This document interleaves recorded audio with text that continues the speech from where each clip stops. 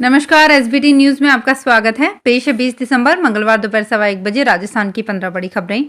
सबसे पहले एक नजर डालते हैं आज की हेडलाइंस पर। घने कोहरे के चलते हरियाणा में डिप्टी सीएम के काफिले का एक्सीडेंट, नोएडा में बस पलटी। भाजपा संसदीय दल की बैठक में पहुंचे पीएम मोदी। वैभव गहलोत ने आरसीए अध्यक्ष पद के लिए किया नामांकन। राज्य के आक्रामक तेवर बरकरार, इस बार सीएम के कई दावेदार।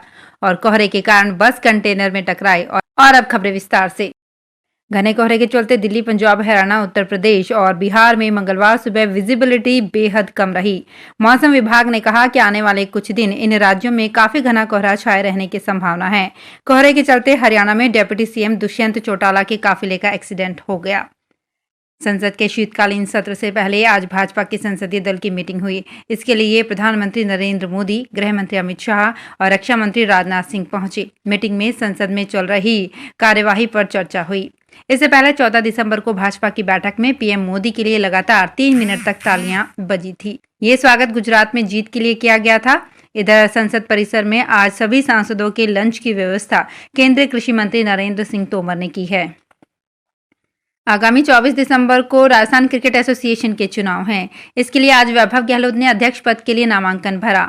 इस अवसर पर उनके समर्थकों के साथ उनकी बेटी काश्वनी मौजूद रही। काश्वनी ने अपने पिता के नामांकन भरने से पहले उनके माथे पर तिलक लगाकर शुभकामनाएं दी। राजस्थान में विधानसभा चुनाव भले ही अब साल भर ही दूर है, लेकिन बीजेपी में सीएम फेस की लड़ाई थमी नहीं है। पूर्व सीएम वसुंधरा राजे के एक तरफा आक्रामक तेवर बरकरार हैं, तो दूसरी तरफ उन्होंने उम्मीदों का दामन भी नहीं छोड़ा है। कभी वे राष्ट्रीय अध्यक्ष के सामने संगठन को साफ नसीहत देती हैं, तो कभी आलाकमान पर भरोसा भी जताती हैं।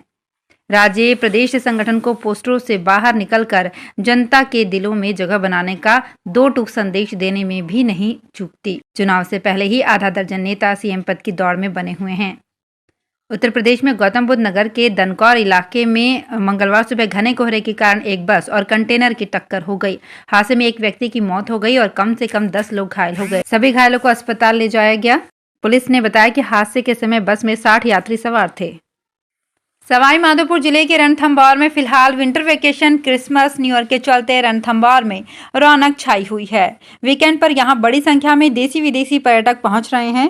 फिलहाल रणथंभौर की न्यू ईयर तक की ऑनलाइन एडवांस बुकिंग पूरी तरह से फुल हो चुकी है। फिलहाल रणथंभौर रोजाना 3,500 पर्यटक टाइगर सफारी का लुत्फ ले रहे हैं। यहाँ आने वाले पर्यटकों की खुशी को टाइगर साइटिंग दुगना कर रही है। रणथंभौर में आने वाले पर्यटकों की खुशी को टाइगर साइटिंग दुगनी कर रही है। चित्तौड़गढ़ यूआईटी में कांग्रेस सरकार ने सेवानिवृत्त कर्मचारियों को संविदा पर लगा रखा है। लाखों की चौथ वसूली कर रहे हैं। जिला कलेक्टर अरविंद पोसवाल ने यूआईटी के सभी कर्मचारियों के खिलाफ विजिलेंस जांच शुरू करवाई है। एक कर्मचारी को पिछले दिनों सस्पेंड भी किया गया। आरोप है कि यूआईटी में ही संविदा में कार्य कर रहे नगर नियोजक मनमोहन कुमावत और अन्य कर्मचारी राजनेताओं के संरक्षण में आकर वसूली का काम कर रहे हैं। संयुक्त अरब अमीरात ने अब अबू धाबी एयरपोर्ट में बायोमेट्रिक सर्विस लॉन्च की है। अब पैसेंजर्स की फ्लाइट बोर्ड के लिए पासपोर्ट या टिकट की जरूरत नहीं पड़ेगी। अब पैसेंजर्स का चेहरा उनका बोर्डिंग पास होगा। शिक्षा विभाग की ओर से प्रदेश भर में हो रही टीचर्स भर्ती के लिए ऑनलाइन आवेदन का सिलसिला बुधवार से शुरू हो जाएगा। ग्रेड 3 टीचर्स के करीब 48,000 पदों पर हो रही इस भर्ती के लिए परीक्षा में सिर्फ रीट पास हो चुके कैंडिडेट्स ही हिस्सा ले सकेंगे।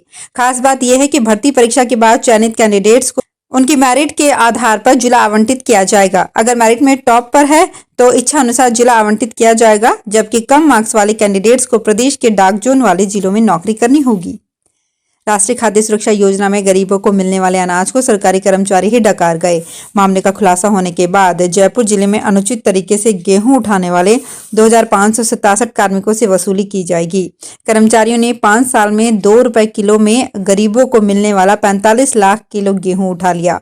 अब कर्मचारियों से 27 रुपए प्रति किलो के हिसाब से 12 करोड़ 15 लाख रुपए की वसूली की जाएगी। जिला कलेक्टर प्रकाश राज पुरोहित ने जिले के उपखंड अधिकारियों को वसूली के निर्देश दे दिए हैं।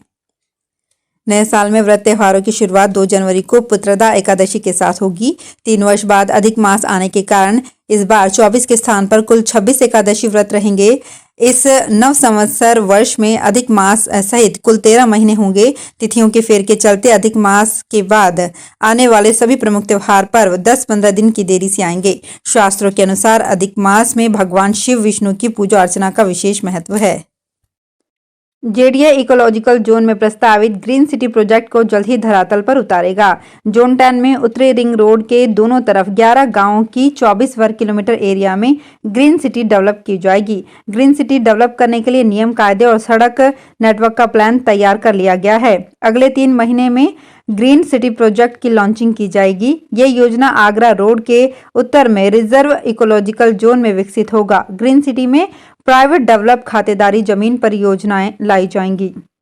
सीबीएसई की कक्षा 10वीं और 12वीं की प्रायोगिक परीक्षाएं 1 जनवरी से शुरू होंगी। इन परीक्षाओं के लिए सीबीएसई की ओर से एक्सटर्नल एग्जामिनर तय करने की कवायद जारी है।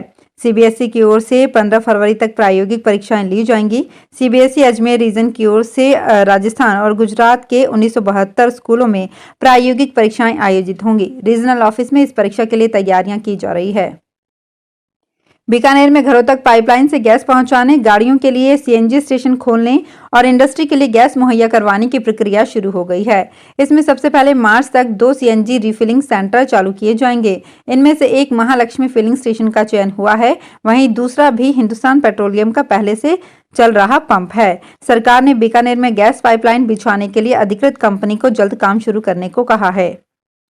राजस्थान में कॉल ड्रॉप की समस्या से छुटकारा मिल सकता है। सरकार इसकी तैयारी में जुट गई है। बहुमंजिला भवनों और ज्यादा भीड़भाड़ वाले इलाकों के लिए पिछले 1 साल में पहले वाटर फायर नीति लाई गई थी। उसी तर्ज पर अब सेल्युलर नीति बनाई जा रही है। असल में शहरों में ऐसी बिल्डिंग बनने लग गई है जिनमें 1000 तक फ्लैट्स, घर और इनमें 5000 तक फोन प्रयोग करने वाले रहने लग गए। सेल्युलर नीति के तहत बहुआवासीय हाईराइज के साथ अन्य बड़ी और भीड़भाड़ की बिल्डिंग्स में एंटीना लगाना होगा। एक स्थान भी रखना होगा जिसमें इंडोर सॉल्यूशन सिस्टम लगाया जा सकेगा। तो फिलहाल इस बुलेटिन में इतना ही, फिर हाजिर होंगे कुछ और बड़ी खबरों के साथ। अगर आप भी अपने आसपास की छोटी बड़ी और महत्वपूर्ण खबरों से अपडेट रहना चाहते हैं तो सब्सक्राइब कीजिए हमारे चैनल एसपीटी न्यूज को और प्रेस कीजिए बेल आइकन पर